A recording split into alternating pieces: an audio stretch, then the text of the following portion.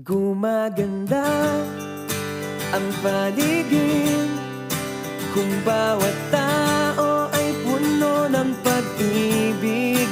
Napapawi ang bighati, masilayan lang ang iyong ngiti.